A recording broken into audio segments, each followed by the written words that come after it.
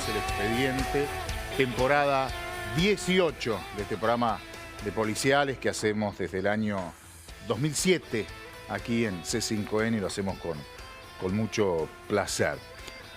Hoy vamos a contar historias, básicamente. A los que nos gustan los casos policiales, nos gustan los viejos expedientes. Este va a ser el primero de los casos. Seguramente alguna vez hablamos. Hoy vamos a contar con detalles. Debe ser uno de los grandes misterios de la historia penal argentina. 40 años se cumplen este año de la desaparición y el misterio de la doctora Cecilia Enriqueta Giubileo. Uno de los grandes casos de la televisión moderna post-dictadura que se cubrió con muchos detalles en los viejos noticieros.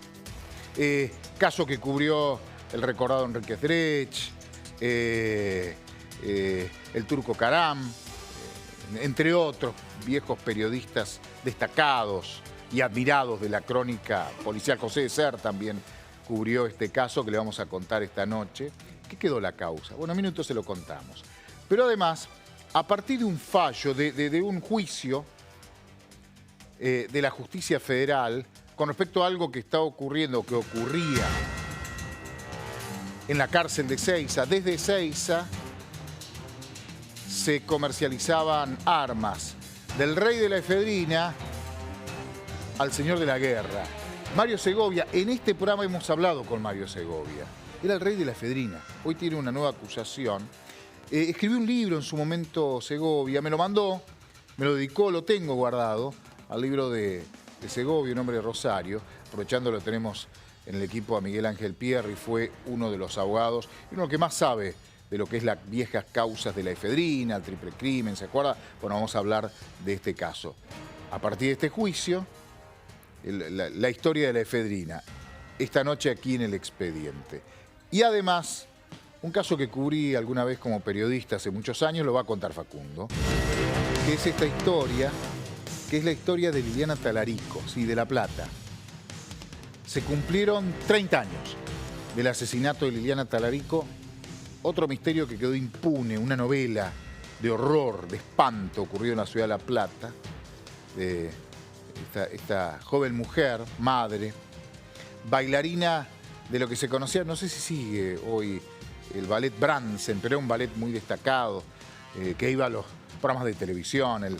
Ella era bailarina del ballet Bransen. De hecho, el director del ballet Bransen estuvo vinculado con esta causa, que se transformó en una causa muy mediática, que con muchas causas que tienen como víctima a mujeres terminan impunes. Facundo Cablan, bienvenido, buenas noches. ¿Cómo estás? Buenas noches. Hoy equipo completo, Miguel Pierri, nuestro querido amigo. Bien, gracias por estar. Hoy vamos a hablar de lo que nos gusta de policiales. Vamos con el primer bloque, dale.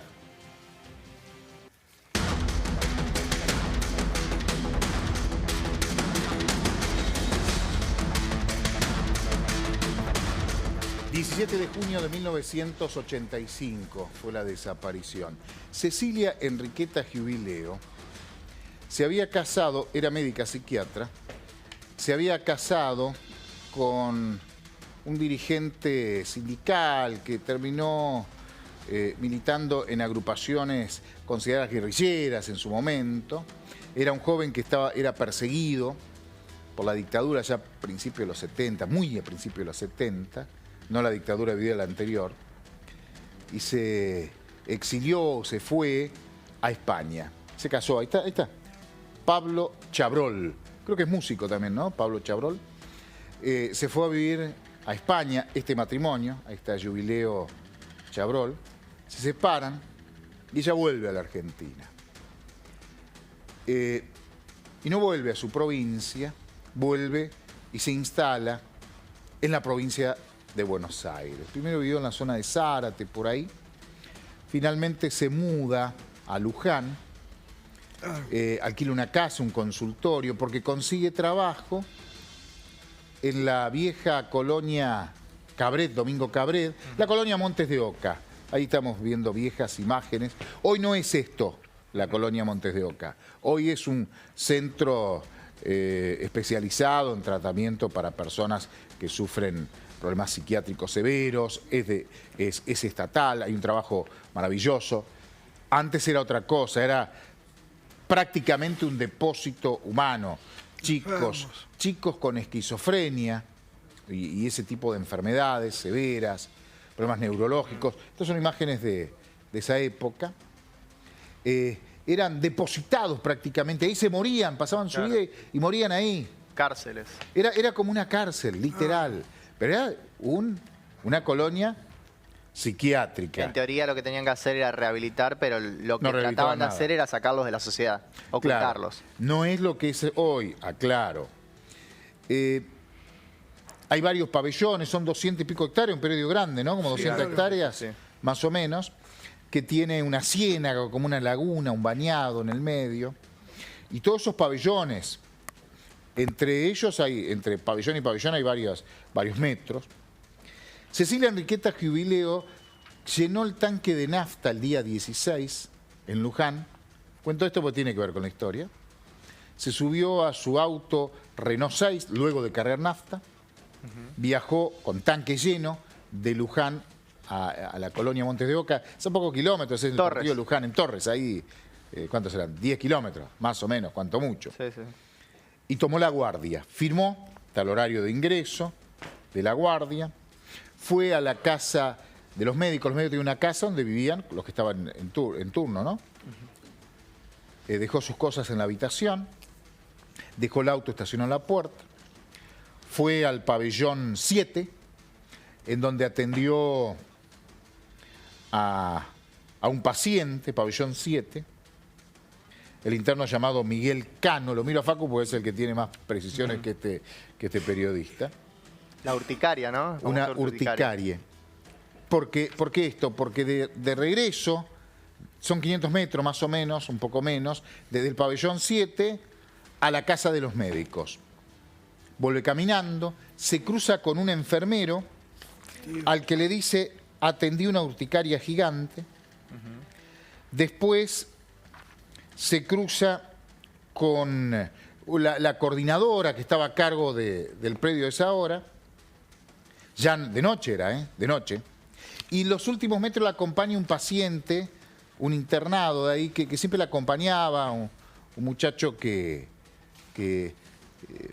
dentro de vivir ahí hacía como de secretario, ayudaba, la acompaña a los últimos metros. Sí, desde ya, porque también en ese lugar, en ese momento, en ese entonces, los internos era como también en las cárceles que hacían todo tipo de trabajo, como si fuesen trabajos forzados para internos de mantenimiento, trabajos de distintos tipos en la misma colonia. Claro, y el lugar estaba abierto, o sea, muchos se escapaban también, no es que es un lugar cerrado. Es así, esas imágenes son de esa época. Campo puro. Campo puro, sí, campo. Ella firmó el libro de ingreso, atendió la urticaria, regresó. Se sabe que regresó ya en la madrugada, ya casi en la madrugada, el día 17, eso fue el 16, el 17. Al otro día, como no se presentaba al lugar donde tenía que ir a atender pacientes, la van a buscar. Su habitación estaba cerrada con llave. Tuvieron que forzar la puerta, ingresan. Dentro de la habitación la cama estaba tendida, como que no hubiese dormido. Estaban sus zapatos, unos zapatos de cuero marrón, los zapatos de ella ahí, entre otras cosas pocas en el lugar. Cama tendida, los zapatos y el auto estacionado en la puerta. Empieza la búsqueda, le avisan a la madre. La madre creo que estaba en Córdoba, creo.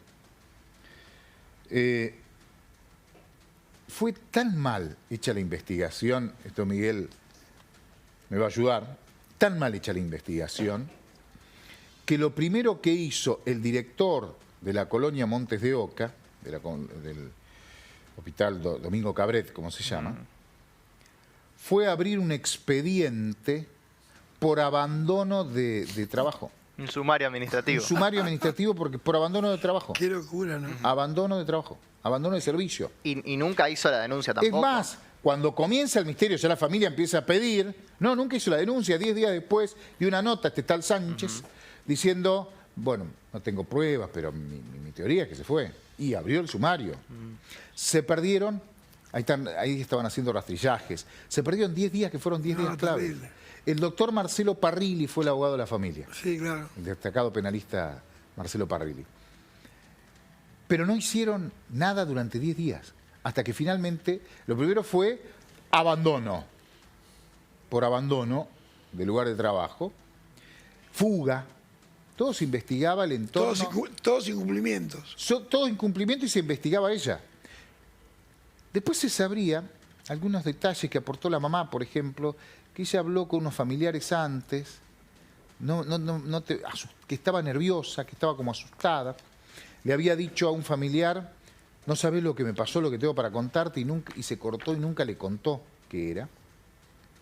Pero esas pistas no llegaron a nada. Además, pues empezó tarde muy tarde la investigación. Convengamos que estamos en un tiempo donde no había celulares. 85, no hay cámara de seguridad, Nada. no hay cámara, no hay registro, Un no hay rastreo celulares, absolutamente no hay distinto. nada. Bueno, finalmente empezaron a buscar. O se fugó, o la secuestraron, Ahora sí. o le hicieron algo. Todas las pistas eran válidas. Además había teorías que eran absolutamente descabelladas. Secuestro y encubrimiento de una red de abusos dentro de la colonia, que ella descubrió algo, pero todo en base a nada, ¿eh? Fuga voluntaria, se siguió siempre esa teoría. Una teoría apunta que escapó por voluntad propia, aunque no hay ninguna evidencia firme, dicen. Un homicidio, pero no sabe por qué. Bueno, posiblemente ese sea un homicidio hoy, con el paso del tiempo. Que ella estaba amenazada, tráfico de personas, porque decía que desaparecían. No existe el tráfico de órganos. Pero por entonces se corrió esa versión y que desaparecían pacientes que tenían ojos claros. Entonces lo que se vendían eran los ojos claros de los pacientes. Está en el expediente, estaba así. Y se investigó y ella vio algo, entonces alguien la fue a buscar. Antes de ir a atender la urticaria, ella firmó un certificado de función de un paciente. Y al otro día fueron a buscar el resto, esa noche fueron a buscar los restos de una cochería fúnebre. Hubo quienes vieron, obviamente, el vehículo fúnebre para llevar el cuerpo de este paciente que había fallecido. Había muchos pacientes en el lugar, mucha gente ahí alojada. Por eso había decesos periódicos, relativamente, no a diario, día por medio habían fallecido. Además era un depósito humano, literal. Y no había muchos controles tampoco de los internos, que nada. se iban, desaparecían, no sabía si que eso es un capítulo aparte también. Si desaparecían porque se iban o si desaparecían porque morían y no los anotaban. No estaban bien registrados, etcétera, etcétera. Pero hubo alguien que dijo que esa noche, además del coche fúnebre para retirar ese cuerpo, hubo otro coche parecido, una camioneta parecida, que pasó después del coche fúnebre. Y ahí hay un problema, va a ayudar Miguel. Los enfermeros, los médicos, los empleados no habían visto nada. Quienes sí contaron esta historia con datos de quienes vieron eran los internos, que son pacientes psiquiátricos. No tiene valor. No. Quienes hablaban no podían hablar porque son pacientes psiquiátricos. No se los puede aceptar como testimonio válido, ¿no? No es así. No se les puede tomar declaración. Y eso era lo que contaban, que habían visto un auto, que habían visto vehículos, pero los demás no vieron nada. Hoy en día con una investigación se los podría escuchar, no tomar declaración. Pero en ese caso no se podía usar, en ese momento. Como algo indiciario. Es quizás. sugestivo como fracaso esta investigación. Pero fue un fracaso total, total. Encima, cuando van a buscar el Renault 6, recuerden que ella habían reconstruido que antes de ir a la colonia había cargado combustible o tenía nafta. O le chorearon la nafta o algo pasó. Totalmente el auto estaba vacío. Con el tanque totalmente vacío y van a la estación de servicio, no llenó el tanque acá. La había amenazado, la perseguían. Y después cuando empiezan a revisar la lista de pacientes, había muchos pacientes internos que no estaban. Y muchos figuraban como fugados, porque de hecho no había muchas restricciones en el perímetro, era un campo grande. Y había muchos que figuraban como fugados. Entre los fugados había un paciente cuadripléjico que no se podía levantar una cama y en los papeles figuraba como fugado. Lo que fueron encontrando con el paso del tiempo, perdón, fue una cantidad de irregularidades.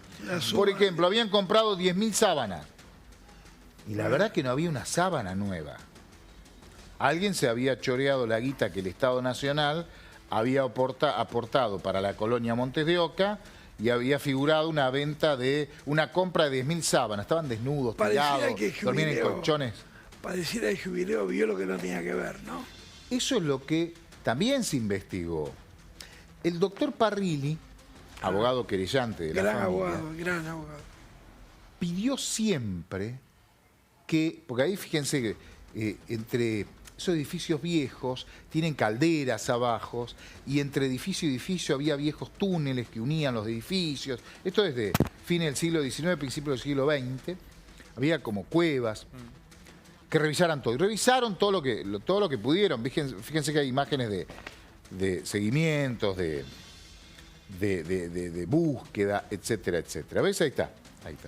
Pero en el medio hay una ciénaga. Una laguna. Es una laguna.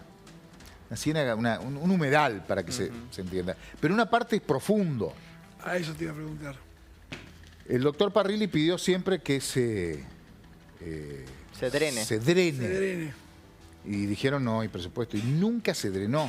Jamás se drenó. Él cree que la respuesta pudo haber estado ahí. Quizá porque algo le cuerpo. hicieron ahí. Tal vez un cuerpo. Muchos años después se encontró... Cuerpo que nunca emergió tampoco. Tampoco. Muchos años después, fíjate cómo revisaban todo. Empezaron a seguir algunas pistas, incluso se hizo una excavación en un barrio que se llama El Remanso, en Exaltación de la Cruz. No encontraron nada. Por algunos datos que iban llegando, la investigaba la justicia de Mercedes, eso departamento judicial Mercedes, Miguel. Claro. Y finalmente lo último que se hizo fue en Colón, provincia de Buenos Aires. Habían encontrado unos restos que por algún dato parecían que podían ser restos de Cecilia Jubileo. Se hizo un estudio y se determinó que no era. El tiempo fue pasando. En el medio de una reforma, 98, ¿no? Fue la reforma del Código Procesal Penal en la provincia, sí, señor. 98. El Código Hortel. Claro, y lo anterior fueron a juzgados residuales. Se llamaban juzgados de transición. Moría. Todas las causas que no se habían esclarecido iban a un juzgado de transición, que tenían un montón de causas, un juez para esclarecer. Las que no pasaban a la oralidad voluntariamente. Estaban en el juzgado de transición. Código de los doctores Soria y Hortel, al final. Terminaron. Y finalmente, después de muchos años, un juez de Mercedes terminó decretando el archivo definitivo. Ah, mirá vos. Por el paso del tiempo, ¿no? Por prescripción. Y sí, falta de prueba por falta de tiempo. Ya pasaron, se van a cumplir 40 años. 40 años. Este año se cumplen 40 de algo que nunca se va a saber claramente. Dejé algunos datos para el final. 1. La causa a partir de la causa hubo al menos un detenido, pero no por Jubileo. Sánchez, el entonces director, terminó en cana y murió por delitos económicos vinculados colonia, sí me acuerdo. a la colonia. Corrupción. Estafa, corrupción, de todo un poco. Y abusos también, ¿no? Abusos de internos. Lo que es el destino y las casualidades en Argentina, ¿no? Hablamos de un rastrillaje en El Remanso, lugar donde murió Galeano, ¿te acordás? Rosa Galeano y José Arce. Claro, también. Rosa, ¿Te acordás? Sí. ¿Te acordás? Galeano y Arce. Por esta causa se prescribió. Por entonces, cuando ocurrió, voy a contar algo, no sé si alguna vez lo conté, porque lo estuve charlando. Cuando ocurrió la desaparición de Jubileo, hubo otro hecho impactante que generó una repercusión política, que era la muerte de un nene en La Plata, un chico. Creo que fue ahogado, una cosa así, pero había sospechado. Pero es un detalle que cuento, ¿no? Entonces, al mejor forense que había por entonces en la provincia, en la justicia y en la policía, lo mandaron a cubrir aquel caso, a esclarecer aquel caso, Osvaldo Raffo. Entonces Osvaldo Mirá Raffo, vos. el querido y recordado Osvaldo Raffo, no participó el primer año en la investigación. Pero después, un tiempo después, se llevó el expediente para analizarlo y lo estudió. Él llegó a la conclusión que en realidad se perdió mucho tiempo, innecesariamente, y la investigación se fue diluyendo y yendo a distintas hipótesis, sin detenerse en una persona que tenía una relación muy cercana a Cecilia Jubileo. ¿El asistente? Y que Cecilia en un momento por alguna razón empezó a tenerle miedo.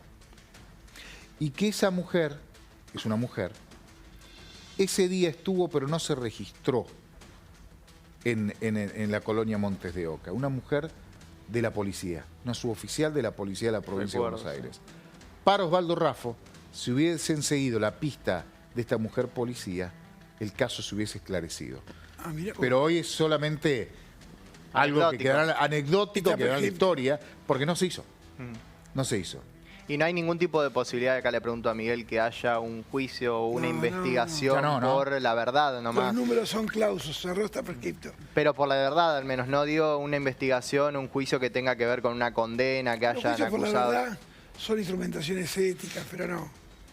Vas a ver Ya que está, esta causa cerró. Dentro de poco tiempo seguramente un día vamos a volver sobre Dalmazo con este que se presentó, ¿te acordás? Claro. Que está prescripto. Con el ADN. Claro. Está prescripto. Que va a haber todo un debate en Córdoba. Se terminó, se terminó. Por más que el ADN le haya dado positivo. Ahora, qué increíble caso Dalmazo. la impunidad detrás de la desaparición o muerte de mujeres, ¿no? La mayoría de esos casos en esa época quedan impunes. Tenemos que hacer una lista un día, ¿no? Sí, sí, pero es interminable, ¿eh? Es interminable. El caso Jubileo quedó impune. Ahora vamos a hablar de otro caso. Poné la barrida. Poné la barrida. Mario Segovia, de rey de la efedrina al señor de la guerra. Bueno, Mario Segovia ha salido en este programa, nos ha dado alguna entrevista hace ya unos cuantos años. Cayó preso allá por el año 2008, 2009, no recuerdo exacto el año, en la causa efedrina. Bueno, era el que tenía... El juez Fallonato Márquez. Fallonato Márquez era el Phantom. que tenía el Rolls Royce Phantom, entre otros autos muy caros, autos de $500.000 de ese nivel, y terminó preso. Lo llevaba a su hijo a la escuela. A la escuela, Había sí. sido mozo de una confitería muy importante en Rosario. Después Mario millonario. Segovia. Sí, escribió un libro que me lo acercó, un libro muy interesante, que él cuenta su historia, cómo arranca y cómo llega, y bueno, cómo termina encerrado. Pero hay otro juicio, pero es simplemente, por eso el señor de la guerra, hay otro juicio que tiene que ver con una investigación actual. Recordemos que Mario Segovia se encuentra detenido en la cárcel de Seiza y hoy en día se estaba realizando un juicio en el Tribunal Oral en lo Criminal Mirá las armas. Federal de La Plata, número 2 de La Plata. Se lo acusa a Mario Segovia y también a varios de sus familiares, algunos de ellos presos, uno de ellos también ex policía, de participar de una asociación ilícita dedicada al contrabando de partes de armas y explosivos y también incluso a la producción de estas armas y otros delitos como el hackeo a cuentas de Formosa, cuentas gubernamentales de mail de Formosa, donde se realizaba esta operativa que es la siguiente, así actuaban.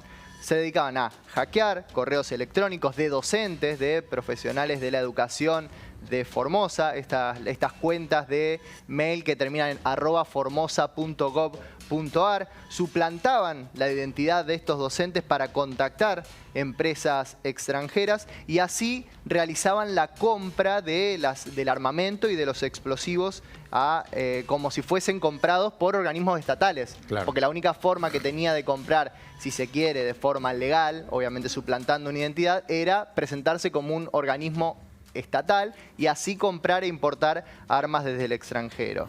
La actividad delictiva fue detectada entre septiembre de 2016 y julio de 2021, cuando se realizaron los allanamientos y las detenciones. En el caso de Segovia, algunos de sus cómplices ya estaban detenidos en la cárcel de Seiza desde donde lideraba aparentemente esta banda. Ahí tenemos Allí imágenes en del armamento, 2016... cuando comienza la investigación, comienza por una encomienda detectada desde Paraguay, desde el país de Paraguay, del país de aquí al limítrofe a la Argentina, donde se detecta una encomienda desde Canadá con componentes explosivos en el aeropuerto de Luque. Esa es la encomienda, perfecto. Esa es la primera encomienda y ahí es donde arranca la investigación de la Justicia Federal Argentina.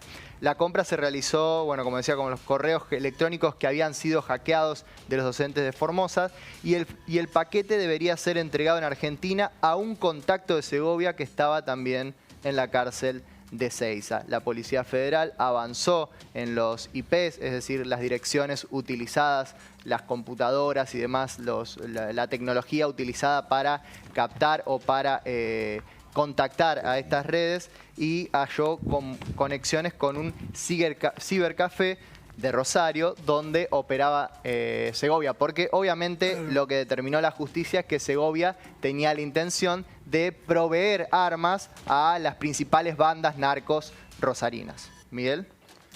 Segovia, ustedes imagínense que si no fuera por esta causa, Segovia prácticamente estaría en libertad. Ya tiene pena cumplida, ¿no? ¿O no? Totalmente Lo de la cumplida. efedrina, sí. Y fíjate que la calificación es de asociación ilícita y seguramente le van a indicar la jefatura. Porque 15 años le pidieron. Porque si fuera miembro, también estaría en libertad.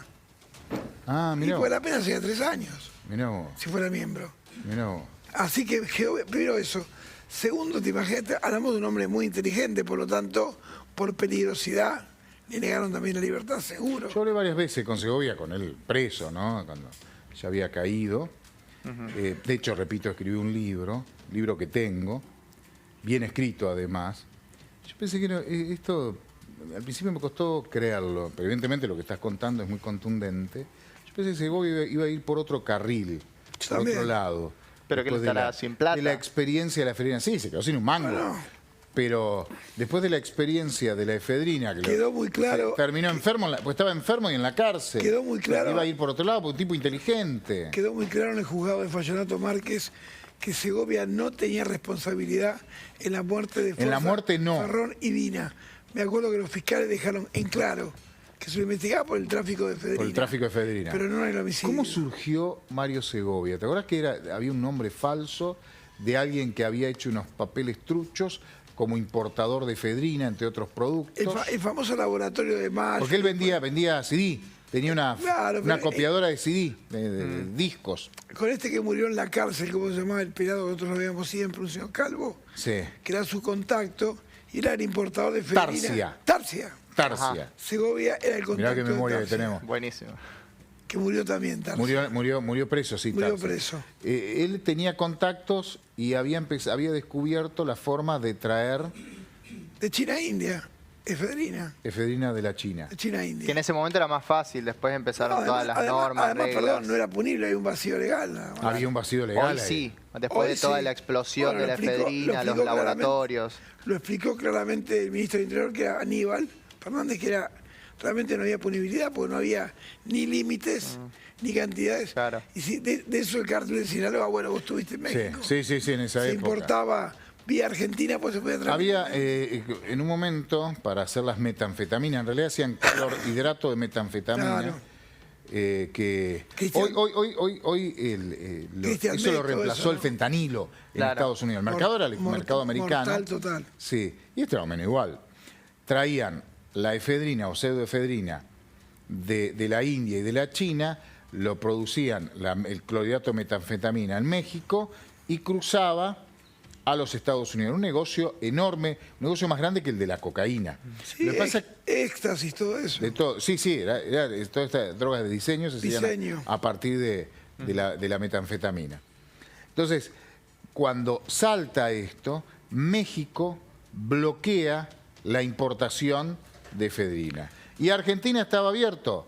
Y ahí empezaron a traer. Argentina era, mire, el mercado legal de la pseudoefedrina para un medicamento que descongestiva nasal. 2.000 kilos. Era menos, sí, o menos, no sé si llegaba a 1.000 y pico de kilos, era una cosa así, para todos los laboratorios todo el año en la Argentina. Era menos, era poco, era un par de tambores nomás. Bueno, necesitaba. Segovia junto a Y Martín. llegaron a entrar toneladas y toneladas y toneladas. De un año a otro explotaron Explotó. la cantidad de hecho, Fallonauto importación. Márquez pudo detener a los dos más importantes, que era Martínez Espinosa, ¿te acuerdas? Sí, sí, un Que mexicano que era, de Paraguay, era el trajimos. químico que producía. Claro. Yo le hice la nota en Paraguay Por eso. a Martínez Espinosa, que después fue liberado, creo que volvió a México. Sí, con su hijita estuvo acá, lo llevó para... La conocía la hija, que andaba decía con el novio, en realidad, el novio de la hija de Martínez Espinosa, el viejo narco mexicano, y ella, una chica que parece que le seguía manejaba los números del padre. Él es mi novio, dijo. Lo venía y siguiendo. el novio era un soldado del ejército mexicano que se dedicaba al delito, en realidad. Era el Patovica, era un oso de 3 lo venía metros, siguiendo alguien. malísimo. Lo venía siguiendo alguien que tenía una relación muy cercana con vos, un personaje Ponce Edmondson, Muy bien, muy bien, estamos sincronizados. fiscal general De México, de acá. México, sí, sí. Bueno. Y después estuvo en la Embajada de México en la República Argentina. Peinamos una quinta en General Rodríguez, nosotros buscando algún tipo de rastro, Y ahí con Ponce encontramos. Edmondson. Qué apasionante fue esa causa. Sí, sí, fue una causa que fue un antes y un después. Pero Mario Segovia fue tal vez uno de los personajes más conocidos El más por lo célebre. pintoresco. Tenía ganancias siderales, entonces se compró un Rolls Royce, qué sé yo, de ese tipo Además, de un cosas. Rolls Royce, Además, varios autos, entonces, sí, claro. dos camionetas Hammer, tenía cualquier Había, cosa. bueno, la Hammer y el Rolls Royce estaban... Era como pintoresco, en definitiva, pero no era el peor. Hay uno que nunca apareció, que por una cuestión de falta de convenios nunca pagó ni con un día de cárcel, que era un empresario, que decía ser un empresario Sí. serio, de apellido Fuchs, Fuchs, claro. sí, que dueño de una farmacéutica, Si había de Unifarma. Israel, puede ser Fuchs. El día, sí, pues tenía doble nacionalidad. El día que saltó el escándalo, se fue a Ezeiza, se subió a un avión y nunca más volvió. Israel nunca lo entregó a la Argentina, pero era el cerebro Tenía una de las grandes tenía una empresas farmacia narcotraficantes. en el centro, Claro. cerca de Casa de Gobierno, una farmacia. Sí, tenía un laboratorio Claro. e hizo fortuna. Los laboratorios que en ese entonces eran la clave o el nexo necesario. Porque podían importar. Porque eran los que importaban. ¿Te acordás que empezaron a caer un montón de laboratorios, algunos incluso de renombre importantes, Sí, que tenían grandes. producciones grandes de medicamentos? En el caso también, en el triple crimen también, creo que Forza o Forza, Ferrón. Ferrón y Forza Lina. tenía la familia de Forza tenía un laboratorio, si no me equivoco. Una farmacia. Sí, una farmacia. Ferrón era empleado Después fue y Lina era el nexo con la aduana. Ford Claro. rompía los troquelados de los medicamentos, ¿se acuerdan, no? Porque primero estalla el escándalo, para entrar a eso, estalla el escándalo de efedrina. Pero pasó medio desapercibido. Unos pocos periodistas policiales Lorenzo. y algunos abogados seguían la causa, nada más. Lo que pasa es que unos meses después aparece el triple crimen y ahí estalla todo. Triple crimen en que vos interviniste, ¿no? Claro, Como yo fui abogado. abogado querellante por la familia de las víctimas, por De- Forza, Ferrón y Vina. Y de Ferrón en su momento. En su momento que hasta el en su día de momento que hoy. digo Ferrón. El hermano de Ferrón que sigue la Que ha venido historia. varias veces acá, sí. Diego Ferrón. Diego. Y estaba todo relacionado. Fue un negocio Ahora- del narcotráfico internacional que explotó en la Argentina y desapareció. Fue así. El famoso Duró un empresario. par de años nomás. El famoso empresario Lorenzo, ¿se acuerdan? Por los medicamentos. sí, Gente Néstor. muy poderosa, pero muy poderosa. Metida en el negocio de la droga. Pero bueno, ahora Segovia fue considerado el rey de la efedrina en su momento. Hoy, el señor de las armas, por una acusación en la Justicia Federal de La Plata, de integrar como jefe una asociación ilícita que importaba armas, supuestamente, armas que terminaban en manos del narcotráfico en Rosario. ¿Dónde se le agrava la situación a Segovia? Que si en esta causa llegara a ser condenado, se lo va a declarar reincidente. Claro. Se lo Y va va a a tener que declarar cumplir Ah, hasta claro. el Y no va- último y no día. va a tener condicionalidad y va a tener que cumplir punta a punta. Si le dan 15 años, tiene que estar 15 años desde que termina su condena actual hasta que termine A ver, esos 15 años de no condena le tiene que nueva. hacer cómputo y testimonio porque seguramente está cumplido en la primera, pero es reincidente. Claro. Y además de Segovia, como les mencionaba, hay otras personas vinculadas en esta causa que la mayoría son familiares de Segovia. Esto me llama la atención. Hay hijos, hay hermanos. Está Hernán Jesús Segovia, de 47 años, ex policía y hermano de Lo Mario. conozco, sí. Gonzalo Rodrigo Ortega, 39 años, cuñado de Mario Segovia. Matías Segovia, 25 años, hijo de Mario, y Hernán Ezequiel Vergara, de 34 años. Algunos de ellos se lo acusan en distintas partes o fases de esta operativa, que la primera, la inicial, era la que les mencionaba, que era el hackeo de las redes sociales, principalmente de los correos electrónicos de profesionales de la educación de Formosa, que en ese caso se lo acusa junto a su hijo, y después los demás se los acusa en las conexiones, en los mensajes que se enviaban a Europa para ingresar estos armamentos. Incluso la policía va hasta los domicilios de las personas, los que no se encuentran privados de su libertad, y entre la basura encuentran restos de esos explosivos, restos de esas armas, porque algunas de las armas llegaban enteras y otras llegaban y se ensamblaban acá. Por eso es que también se lo acusa, dentro de la acusación de la asociación ilícita, de armado también, de producción de armas de fuego. Bien, vamos a seguir al tema. En minutos nada más, le vamos a estar contando la historia. Volvemos a un caso que nos gusta, un caso histórico. El caso quedó impune, un espanto, un horror. El caso de la bailarina Liliana Talarico, lo va a contar Facundo. Lo voy a corregir yo, porque yo lo cubría el caso en La Plata. Un crimen brutal, impune y obviamente sin condena. Se cumplen 31 años, ¿no? Se cumplieron 31 años, sí. 31 en febrero, años, el 5 de febrero se cumplieron 31 años del crimen de Liliana Talarico. En minutos nada más. Pero ahora, si Huevo me acompaña, me voy a acercar un poquito a la cámara. Huevo es el camarógrafo, es nuestro amigo. Leiva Joyas, compra tus objetos de valor. Si tenés oro, joyas, brillantes, relojes o antigüedades, no dudes en acercarte a su salón ubicado en la avenida Corrientes, 2819. Atención, pagan hasta 181.000 pesos el gramo de oro. Además, ofrecen estacionamiento gratuito para los clientes. Leiva Joyas lleva 50 años brindando seguridad y confianza. Vean. A la hora de vender sus alhajas, no lo dude. Leiva Joyas es su joyero de confianza. Alhajas, brillantes, relojes y mucho más. Leiva Joyas.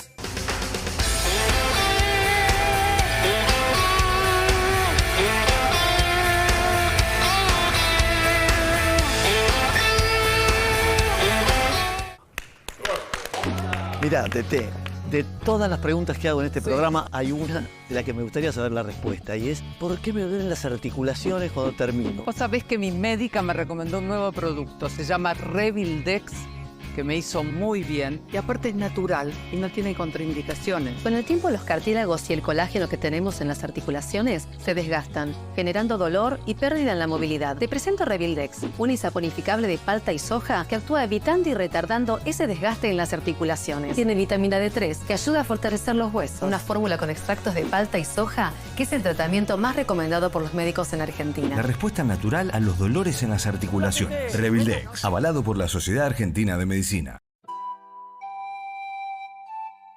Este cactus, que se banca 50 grados, se refresca con Salta Cautiva. Salta Cautiva, el toque refrescante para beber tranqui. Todo el tiempo hay ideas. Hay ideas simples y no tanto. Hay ideas que nos asombran siempre y hay otras que nos cambian para siempre. Hay ideas grandes y hay grandes ideas. Hay muchas ideas. Lo importante es que funcionen. Como Banco Credicop, el banco cooperativo ideado para que los sueños de los argentinos se hagan realidad. Hay otra idea de banco y funciona. Súmate. Banco Credicop Cooperativo, la banca solidaria.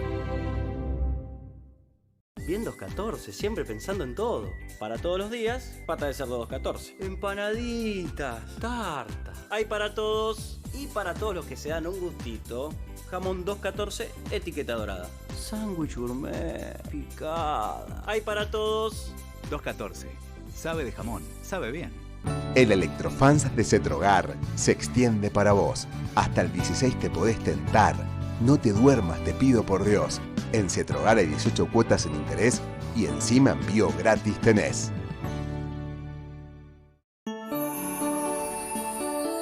Ir al súper no se lo quiere perder nadie. Productos inspirados en tus personajes favoritos te están esperando. Alimentos saludables para vos y tu familia. Ahora, los fideos con tuco son más divertidos. Marolio le da sabor a tu vida. ¿Cómo estamos? Sí, acá andamos. ¿Te diste cuenta? Por algún motivo, los argentinos le metemos plural a todo. A ver si le damos un asiento al chico. Es así. Hablamos como vivimos. ¿Soplamos? Porque de alguna manera u otra, acá nunca dejamos de estar juntos. A partir de este momento transmite On City para anunciar la continuidad del Electrofans hasta el 16 de marzo. ¿Lo extienden o lo continúan? Sí. Hasta 18 cuotas sin interés y hasta 40% off. Fin. On City. ¿Cambias algo? Cambias vos. Hola. Me comunico a Veresur. Tiene la alarma activada y hay un intruso en la casa. ¿Accionamos Zero Vision? Sí, por favor. Listo. El robo ha sido evitado. Llama al 0800-222-4525. Zero Vision. No se puede robar lo que no se ve. Tenés sed de verano. Tomás Schneider. Tomás vacaciones. Tomás clases. Tomás un micro. Tomás una helada. Tomás Schneider. Hasta el lunes en Coto tenés 2x1 en pañales Huggies y en todos los jugos en polvo. 35% de descuento en marcas seleccionadas de cervezas. 3x2 en gaseosas y leches larga vida seleccionadas. 70% de descuento en la segunda, llevando 2 iguales en Bimbo y marcas seleccionadas de yogures. Y 3x2 en vinos finos, champañas y espumantes que podés combinar como quieras. También conseguilos en Coto Digital. Coto. Este dedito pidió una milanga a caballo y este picarón, con la tranquilidad de su tridigestivo, coronó con un flancito mixto que... Con la pesadez estomacal no se juega, se le gana con tridigestivo. Su fórmula de 3 enzimas elimina la pesadez estomacal. Tridigestivo, el poder de la digestión, siempre a mano. Sidra 1888 presenta Botánica. Un irresistible sabor natural a partir de un blend patagónico de deliciosas manzanas rojas con delicadas notas de enebro. Nueva 1888 Botánica. Elegí lo que te gusta siempre. Soltero en pareja o con un batallón, lleves un hisopo o lleves un camión. Carrefour Maxi, para la compra, la comprita o el comprón. Carrefour Maxi, para la compra, la comprita o el comprón. Sofía, hoy vamos a leer la historia del gol del siglo. ¿El gol del siglo? Todo empezó cuando el 10 paró la pelota con su zurda mágica y se la pasó al 7 que se proyectaba por izquierda para amagar a los rivales como conitos. ¡Wow! Solo le quedaba el arquero y En Argentina, 1 de cada 2 chicos en tercer grado no entiende lo que lee, pero podemos cambiarlo. Leyéndoles, incluso si es una revista de fútbol, ayudas a mejorar su futuro. Léeles. Siempre hay algo para leer. Es un mensaje del Consejo Publicitario Argentino. Este domingo 19:30. Hacemos foco en los verdaderos problemas del país en momentos donde algunos prefieren mirar para otro lado.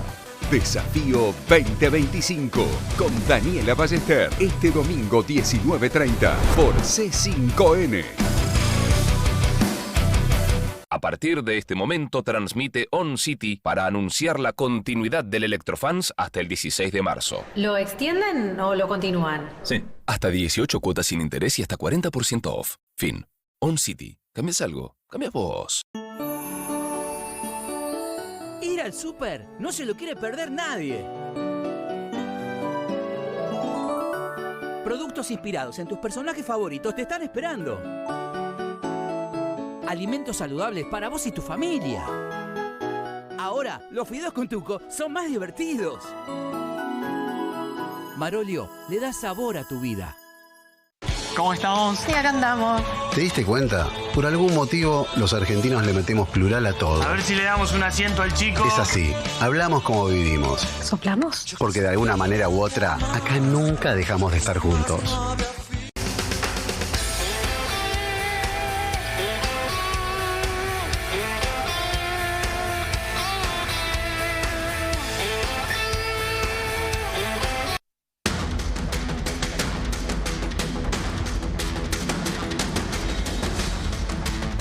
El 5 de febrero de 1924 comienza uno de los grandes misterios de La Plata y del país, de la ciudad de La Plata, que es el caso Liliana Talarico. Facu. Así es, un femicidio que a día de hoy está impune y quedó definitivamente impune.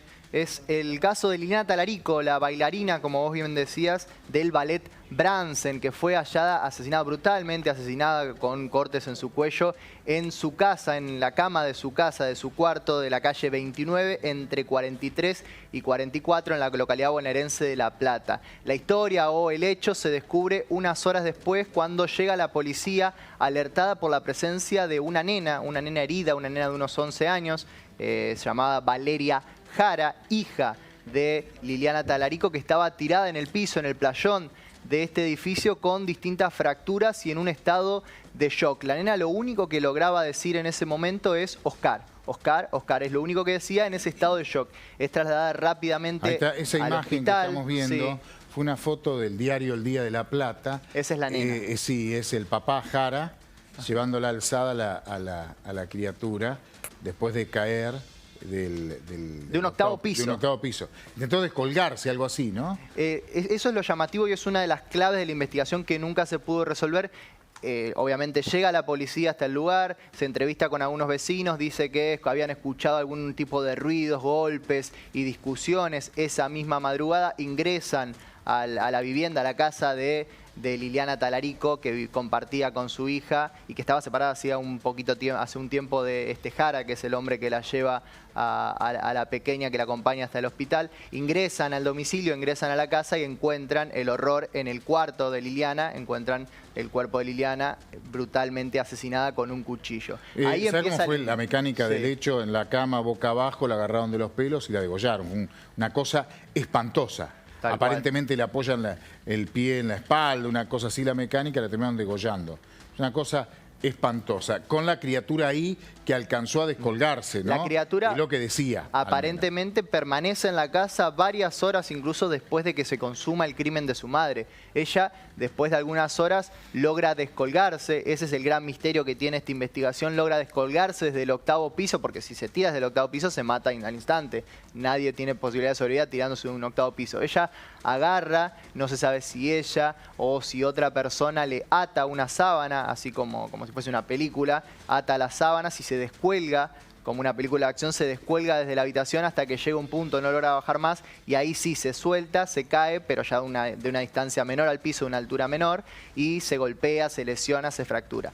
Lo único que dice, que dice después de esta lesión es Oscar, Oscar, que Oscar era el director del ballet Bransen, que era Oscar Murillo, Sí. que era la persona con la que el último tiempo había tenido una relación. Liliana Talarico era empleada de la provincia, empleada pública, trabajaba en un ministerio. Y ese es Murillo, Oscar Murillo, ese era Oscar Murillo. Y ya separada, había iniciado una relación con el director del entonces famosísimo ballet Bransen, Oscar Murillo. El primer relato es que la acusación es que había estado esa noche Oscar Murillo ahí, que había estado con ella y que la nena, si bien no lo ve en el momento del crimen, escucha la voz, de una voz bastante particular, una voz media flautada, Murillo, que era Murillo el que estaba ahí, de acuerdo Y ella lo conocía porque relato. Era una pareja en ese momento. No es que se veían bastante, aparentemente, en ese último tiempo, Murillo y la madre, que es el primer relato que ella dice, que es Oscar. Oscar Murillo es detenido en el velatorio. El mismo velatorio. En el mismo velatorio de la víctima detienen a Oscar Murillo. Pasa el tiempo, el primer juez que tuvo la causa, un destacado juez platense, por una interrupción, el doctor Guillermo La Bombarda. La Bombarda, ¿lo conoces? Que fue el que investigó la causa, ¿no? La Bombarda es el que después rápidamente empieza a entrevistar, empieza a tomar testimonios a todos los allegados a Murillo y a la víctima y demás, y era claro, tenía una coartada clara y firme de que en ese momento, en el horario en el que se consuma el crimen, no estaba en el lugar. ¿Por qué? ¿Por qué el horario tenían bastante aproximado? Son concordantes relatos de vecinos de un golpe de una puerta que se cierra fuerte. Ese es el horario, aparentemente, de la huida del asesino. Y él había estado en Banfield, ¿no? Por ahí, en la casa Bransen, de un... creo que era. No, en Banfield, en el Gran Buenos Aires. Había estado, él es de Bransen, él es del ballet Bransen, en realidad, pero él ha estado en el sur del Gran Buenos Aires. A esa hora no coincidían los horarios.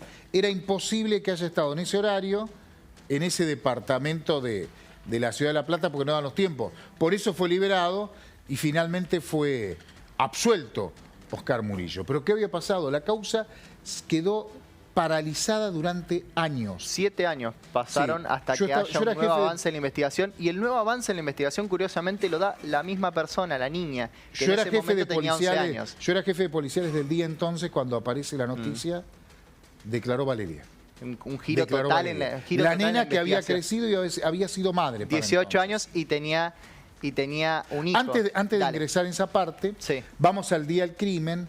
El portero del edificio es uno de los pocos que dio testimonios. Hay unos vecinos que escuchan los ruidos. Y el portero decía lo siguiente. Señor, usted es el encargado de vigilancia, el sereno de esta torre donde vivía Liliana Talarico. ¿Estaba usted aquí la noche del crimen? Acá sí. ¿Qué es lo que recuerda? Yo lo que recuerdo que... Yo recuerdo que recorro como todas las noches, nada más. ¿Usted no vio nada extraño, nada sospechoso esa noche? Absolutamente nada, como siempre. ¿Qué horario cumple usted aquí? Yo cumplo de 10 de la noche a las 6 de la mañana. ¿Y esa noche estuvo durante todo ese horario? Sí. ¿Ningún movimiento sospechoso, ningún ingreso de alguna persona que usted no conociera? No, ninguno. Yo la mayoría de la gente la conozco casi toda la conozco. Era el encargado del edificio y hubo así unos testigos que escucharon portazos, y eso fue un dato clave para el juez de entonces, el doctor La Bombarda. Pero 7 años después del crimen, en 2001 ya, una de las víctimas, una de las que estuvo en el lugar, que es la hija de la víctima fatal, la hija de Liliana Talarico, vuelve a declarar y dice, ahora sí, me acuerdo de todo lo que pasó en ese momento, di un testimonio que no era así, estaba un poco confundida, no Era me una acordaba nena, nada, estaba bloqueada, dice ella, pero ahora me desbloqueé y sé lo que pasó. Además, obviamente en el medio había tenido una hija, que es lo que también la motiva a hacer esta nueva declaración, y dice, no tuvo nada que ver el Murillo. Esa imagen es de esa época. La nueva pareja no tuvo nada que ver con el crimen de mi mamá, sino que puntualmente fue mi papá. Fue Jara, fue el ex esposo de mi mamá, y ella dice, José Luis Jara. no solo José Luis Jara, no solo asesinó a mi mamá, sino que también abusó de mí antes y después del crimen. Antes y después de asesinar a mi mamá, abusó de mí. La justicia en ese momento decide ordenar... Nardo era el juez, era un juez. Juez ya Nardo, sí, Horacio Nardo. Horacio Nardo ordena la detención, ahora sí con el relato, ordena la detención de Jara. Imagínense en La Plata, yo era jefe policial del diario El Día de La Plata, la conmoción 7 años después de uno de los grandes misterios de La Plata, que aparentemente se esclarecía de esta manera. Había sido el papá el que sacaba a la nena fracturada, que había viajado, pues tenía una fábrica de ladrillo de baldosas. Era que le sacó un brazo, ¿no? Sí, ahí, no sé, Berizo, Ensenada, por ahí tenía una fábrica de ladrillo, había ido, de hecho está sucio, la ropa está sucia porque estaba laburando. Ese Jara, ese que vemos en imagen. Y es el que saca a la nena y la lleva al hospital fracturada. Imagínate 7 años después, dice, no, fue él el que la mató. Y porque me abusaba a mí. Y además estaba celosa de la nueva pareja, y ella hace la descripción del lugar, del momento exacto del crimen, cómo ve ella. Ella dice que lo ve a su padre degollar a su mamá en el cuarto. Cuenta todo con lujo de detalles. Después, lo que ella decía, había tenido un bloqueo. La justicia recibe toda esta información y ordena la detención. Ese es el momento que quería contarte. Yo recuerdo que cuando lo detienen, lo trasladan y lo dejan una noche alojado en la entonces comisaría, creo que sigue siendo igual, 12ª de Villa Elisa. Febrero de 2001, justo 7 años después del crimen. En la comisaría de Villa Elisa, ahí pasa la noche, y al otro día lo llevan a indagar en los tribunales de La Plata. Yo no me olvido más, yo estaba ahí en los tribunales, cuando lo llevan esposado, y él a los alaridos. Yo nunca vi una cosa igual, ¿eh? Lo llevan esposado, la policía, bajando las escaleras en los tribunales, vos conocés, adentro, en los pasillos, dentro de los tribunales de La Plata, y en 856, 57, claro. Él gritando, por favor, es un monstruo, está loca, la tienen que internar, soy inocente. Pero gritaba hasta que se le rompía. Refiriéndose a su hija. Sí, yo nunca vi un tipo que gritara tanto. Parecía que se le rompía la garganta gritando. Yo estaba ahí, era uno de los periodistas que estaba ahí anotando, era este cronista.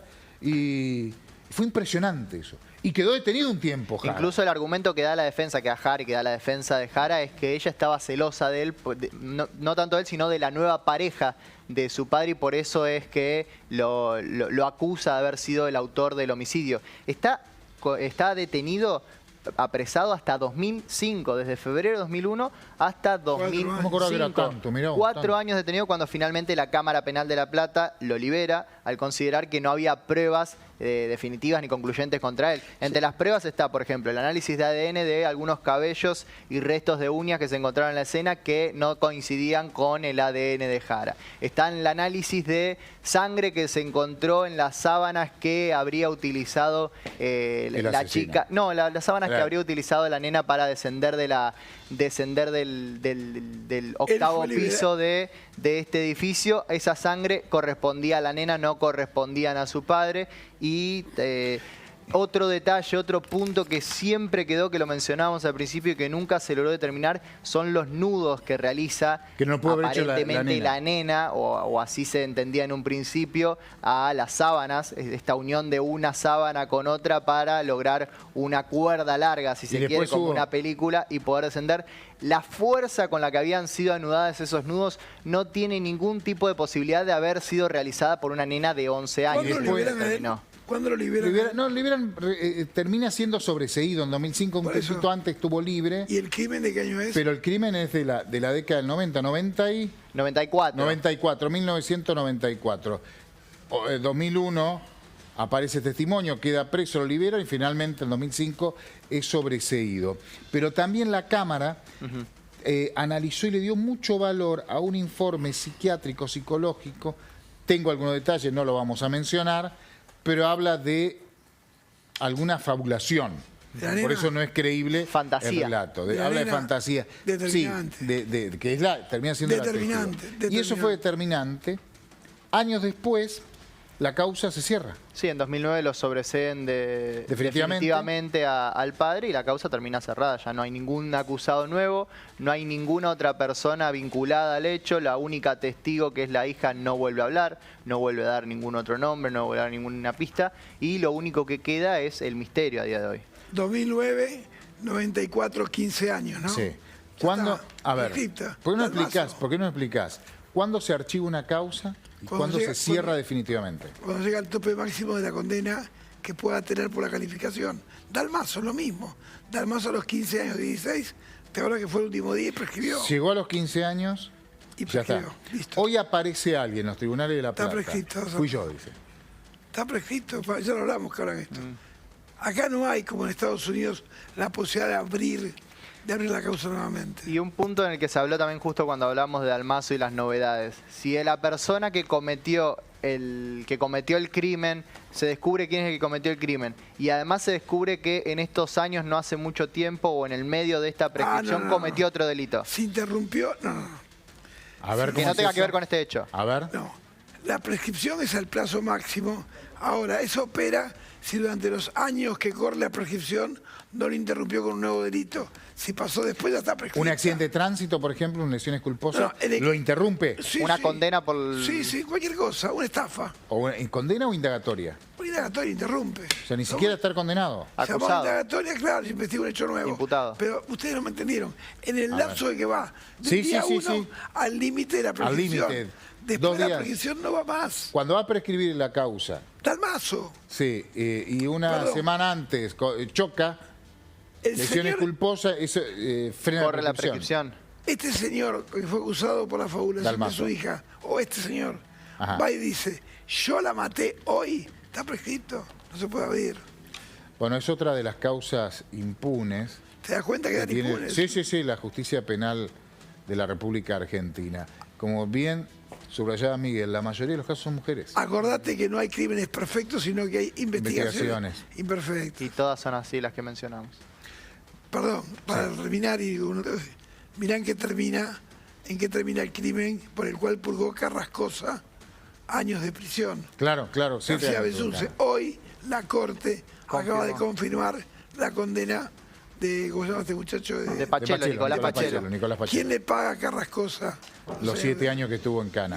Agradecemos llegamos al final del expediente. A nuestro productor ejecutivo, al director de la nave, Rodolfo Boros, a Paulo Simón, ¿Quién está de director? a todos los chicos. ¿Marcelo está bien? ¿Quién está? Marcelo. Fede, perdón. Fede, a Fede y a los chicos que están en el piso. Todos los chicos que están acá en el piso. Miguel, te esperamos la semana que viene. Gracias por venir. Papá, nos vemos la semana que viene. Paulo. Y a usted, como siempre, muy buen fin de semana. Gran fin de semana. Hasta el próximo expediente. Gran trabajo.